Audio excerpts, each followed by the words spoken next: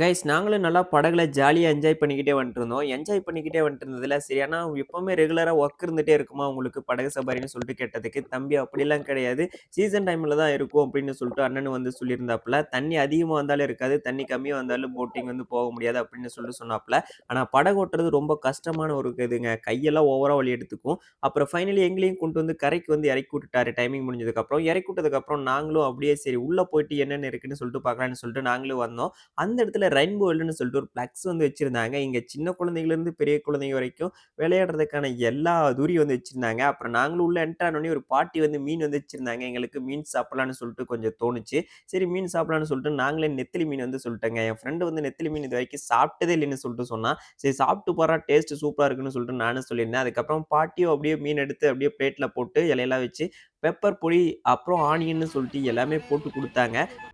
ஆரம்பிக்கலாங்களா? அப்புறம் நானும் அப்படியே எடுத்து சாப்பிட்டு பார்த்தேன். டேஸ்ட் சூப்பராவே இருந்துச்சு. எனக்கு ரொம்ப புடிச்ச மீனு.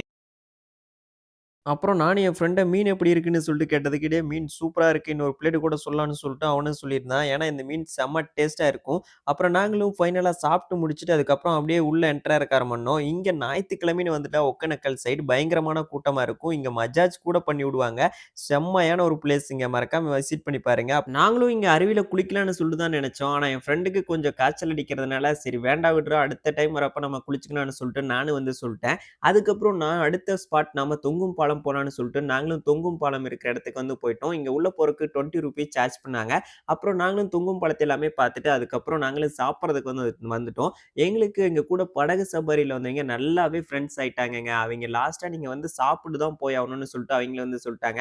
அவைங்க வந்து சாப்பாடு வந்து சொல்லியிருக்கோம். அங்க வந்து நீங்க சாப்பிட்டு தான் போகணும்னு சொல்ட்டாங்க. அப்புறம் நாங்களும் அந்த இடத்துக்கு போனதுக்கப்புறம் அக்காவும் அப்படியே சில்லி போடுறதுக்கு எல்லாம் ரெடி பண்ணிட்டு இருந்தாங்க. அப்புறம் நமக்கும் அப்படியே சாப்பாடு போட்டு குழம்புலாம் ஊத்துனாங்க. டேஸ்ட் வேற லெவல்ல இருந்துச்சு. அப்புறம் ஃபைனலி சில்லியும் அக்கா வந்து எடுத்து வச்சாங்க. சில்லியும் டேஸ்ட் சூப்பரா இருந்துச்சு. நாங்களும் எல்லாமே சாப்பிட்டு முடிச்சுட்டு அப்புறம் அங்கேருந்து கிளம்புறக்கு ஆரம்பிச்சுட்டோம். நீங்க ஒகேனக்கல் போயிட்டு சமைக்கணும்னு நினைச்சீங்கன்னா, இவங்கள வந்து கான்டாக்ட் பண்ணிக்கங்க. சமையலெல்லாம் சூப்பரா செஞ்சு தருவாங்க. அப்புறம் நாங்களும் அங்க அண்ணா, அக்காக்கு எல்லாத்துக்குமே பாய் சொல்லிட்டு அங்கிருந்து நாங்களே கிளம்பிட்டோம். இந்த வீடியோ புடிச்சிருந்தா லைக் பண்ணிருங்க. சரி அடுத்த வீடியோல பார்க்கலாம். டாடா பாய்.